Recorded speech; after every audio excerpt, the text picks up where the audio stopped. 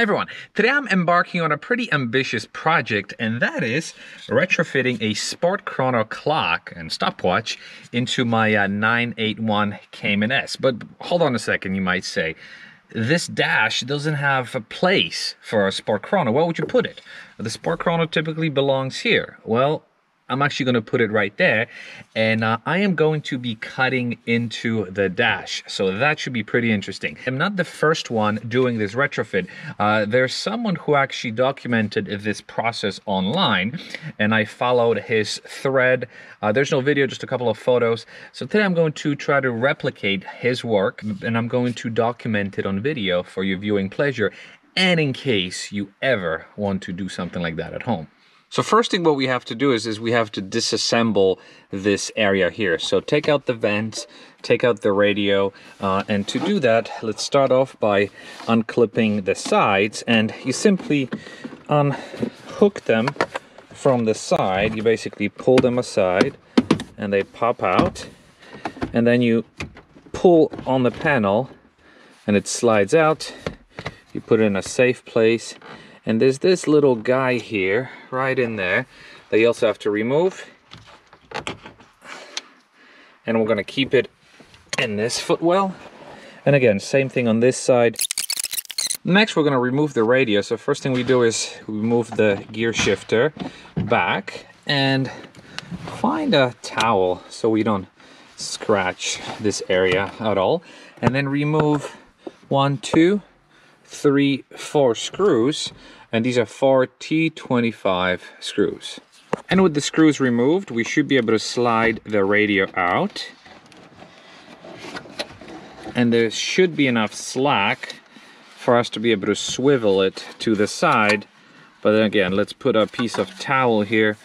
Now, next step is we have to remove this vent. Now, I already removed it off camera just so I can get a feel of how it should work, so I can show you exactly. But as you can tell, it is held using these clips. So it clips right into the dash. So we can set this aside, and this is what it looks like inside.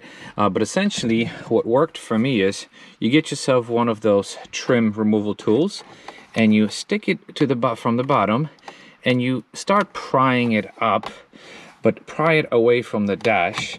It feels like you're gonna break something, but I guess you shouldn't, because eventually it'll pop out like this. And after it pops out, you just pull it up and slide it towards you, and the whole assembly should pop out. Sort of wiggle it left and right. And then we're going to remove the setting button as well. It should be the same procedure. It should just slide out. There we go. It pops out from these clips, and this one we can disconnect. And after you've disconnected the switch, it's time to transfer the insides from here to the used Sport Chrono one. So essentially what you do is you push it from the back, and this whole thing comes out, and you pull the new assembly in. By the way, these are the supplies, or most of the supplies you will need for this job. So obviously you will need the Sport Chrono, which I got used from eBay. It came with this bezel, but if yours doesn't come with the bezel, you can purchase it separately. Now, I created these templates, and I'm gonna go into that in a little bit, but essentially you want to create a template to show you where you should be cutting the dash. So these are essential, and I'm gonna set them aside. You need to purchase a separate wire harness, and again, I'm gonna show you in detail exactly where it goes and how to use it. These receivers for screws to attach this Sport Chrono clock. Again, I'm gonna be going into detail, and these posy tabs and lockets for splicing wires. If you're not big into soldering, you can use these. I do solder, but in this case, I want to make this as easy as possible, so anyone who knows just a little bit about wrenching can do this. Oh, I almost forgot. We might need this extended cable just to extend some of the wires. But again, I'm going to go into specifics as we go through the install. And everything I'm using here, I will link down in the description for you. The next step is to take your new wiring harness, and actually I just unwound it. So this is the connector that connects to the Sport Chrono clock. and this is the connector that connects to the lock and hazard switch. Now they all get fed from one source. Obviously there's no way or no place for us to be able to connect this anywhere. So what you want to do is, since this powers up your Sport Chrono, what you have to do is you have to remove these cables here and you have to tap them to the back of your radio. We're going to cut these cables here, extend them, make sure to match the colors, and connect them to the back of the radio. So here's a little twist. I followed the thread and I noticed that the person who did it, he actually connected the brown and white to the solid thick brown. So he used 2 of the blue ones and 2 of the red ones. So I disconnected the white and brown one, and I connected the white and brown one that hooks up to the Sport Chrono to the thick brown ones. We have the key. We're gonna put in the ignition. There we go. Now we're talking. So, look at this. It's adjusting itself. Oh my god, that is so cool. Look at this. Oh my god, this is almost surreal. This is absolutely surreal. So, I am showing... Oh my god, that is so cool. Really, really cool. I can't believe this. I can't believe this. Anyways, so I am showing, what is it, 718 here. And on the dash, I am showing 718. So, ladies and gentlemen, this is proof that this works. All we have to do again now is just extend these cables so I can safely mount it here and then have enough slack to be able to remove the radio, and then hook this up to the back of the bezel, because that's your hazards and your door locking switch, and we should be good to go now. Okay, so the Sport Chrono is out. We're going to extend these cables. Okay, so I got 4 equal pieces. I'm just gonna trim the tips a little bit. Next, we take out these locks, and the idea here is, again, instead of soldering, which we could, but I want to show you the easiest method with these posi locks. All you do is, whoops, you slide it out first, put this guy inside, and then twist the middle, test the connection, and then take your cable that you're trying to extend, again, squeeze it through the back. You're gonna see it pop out on this end, and again, just twist it, turn it, and they should lock. And finally, this is what it looks like. The cables now are fully extended. And again, these cables will be tapped into the back of the radio. Okay, so now that we've got our wiring harness ready to go, we're gonna snake it through here, but we can only do it once we have a hole cut through it. To do so, this is the shape. So what I did was I created these templates basically out of cardboard. I started with cardboard first, and I inserted. I came up with something that sort of installs right to the back of this. It's that shape, and then I cut it out on the outside to simulate the bezel. I kind of went back and forth with a couple of different cardboards, and then I realized I could use a piece of plastic. So this should give me an approximation of where I should be cutting, how high, how low the bezel should be. And I do have to be mindful because, and again, I hope the camera can pick it up, there are these 2 snaps here. This is where you snap in the green tabs so you can screw in the actual clock. So I've got to align it almost perfectly so it allows me to screw them into these mounting locations. Okay, and this is how I plan on starting it. So I put some masking tape here. Now this will allow me to position my template. Now I've looked at a bunch of photos and I realized that the opening, or the bottom of the opening, matches with the bottom of the opening of the vents. So that's going to be my starting point. So this is where the cut will start, and it'll continue sort of all the way all the way to the top. This is how I traced it. I attached it with tape at the bottom, and then I simply placed it down, and then this allowed me to sort of eyeball it in the middle. So now the next step is for me to take a measuring tape and see if the edges are equidistant. 5/8, almost 5/8. Okay, ladies and gentlemen, the moment of truth. I am fairly happy with the way it looks. So, okay, I'm gonna start outlining it with a knife first.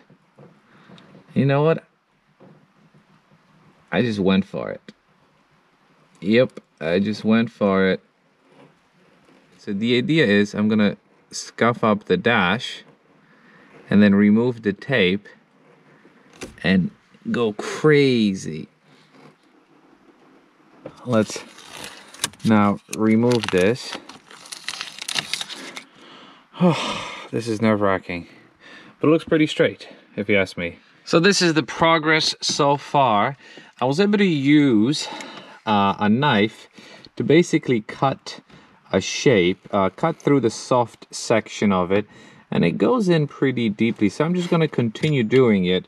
I'm trying to avoid a Dremel. I do have a Dremel too, but I'm trying to avoid it because Dremel will create a lot of dust. So I'm just going to keep working my knife through it. There's this thick piece of plastic, you can see it here, and that I'm going to have to cut through, but I hope that I can cut the soft part first and then get to the plastic later. So another progress update. The top has been cut out. I should be able to, oh look, it pops up actually, or pop it out. Oh, look at this. Look at this. Oh, holy moly. Oh my gosh. Well, this looks quite interesting. So I'm at a point where this is starting to bug me, so I'm just gonna remove it. And I know you're gonna get a kick out of it, so here we go. This is what it looks like. Fairly straight if you ask me. And now we're just gonna have to continue cutting around as much as we can. And this is what we have so far. This bottom part was a major pain in the neck, but now we're ready to see if this fits. And I can tell you right now that the bottom section is not chubby enough. This is the only tool that I'm using. I am quite good when it comes to handling these things, and I feel very comfortable. I know some people might feel more comfortable handling a Dremel. It's just, for me, this one just does a better job. So what I did was I put the Sport Chrono through the inside and I snake the cables. So I'm gonna plug it back in to the back. Now, I should be able to position it so I can start screwing it. So there you go. It should fit somewhat like this, and just simply by looking at it, it seems like, assuming the bezel goes in, we should be pretty tight. Let's see.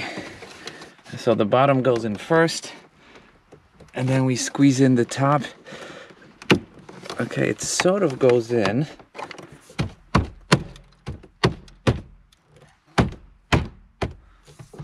Okay. Wow. This was very anticlimactic. Huh. All right. Look at this. Actually sits right in.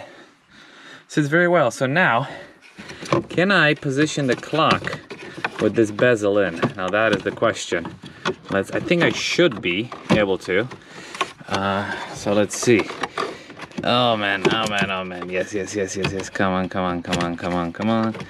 Let's position it.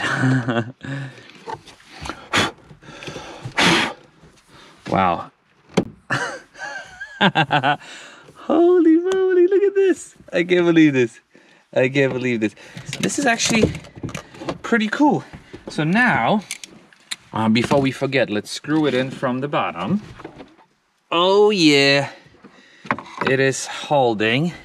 Now, before we forget, let's snake this cable through. This cable is for the hazards and the lock. Plug it in. Oh, so lesson learned. Plug this thing in first before putting the bezel in. So we're gonna go ahead actually and try to finagle it like this. Plug this guy in. Okay, and this goes from the top. Okay, actually, it wasn't that difficult. So now, what we're gonna do is we're gonna go ahead and connect these cables to the back of the stereo. Again, it's just a matter of plugging them back in, and I'm gonna show you how I do one. So this one is orange and red. This is the fat one. This is orange and red. And the way you do this, again, you unscrew it. This is already tapped in because it's got a little pin inside. You put it through, and then this stays here, and then you go back and you basically thread it down, and it gives you a proper seal. Before we go any further, let's put the key in the ignition one last time. Let's see. Look at this. Look at this. Oh my God, this is so cool. So I guess it adjusts itself every time. Wow. So obviously, the time is incorrect. I have to set the time. But look, I've got the arrows going. I've got the time at the bottom, and here, digital clock. How cool is this? So now we're just gonna have to put everything back together and hope. And I guess there's really no hope for anything because everything works. So we can put the vents back in. There we go. That's how you do it. Sort of slide it in vertically like this. Oh, so the radio is gonna go in. Again, just make sure you don't pinch any cables. Next is we get my Ren line mount, and if you haven't watched this video, watch it. I showed you how to install this awesome, absolutely amazing wireless phone charger. Okay, ladies and gentlemen, and we are done. Our Sport Chrono Retrofit is finally completed.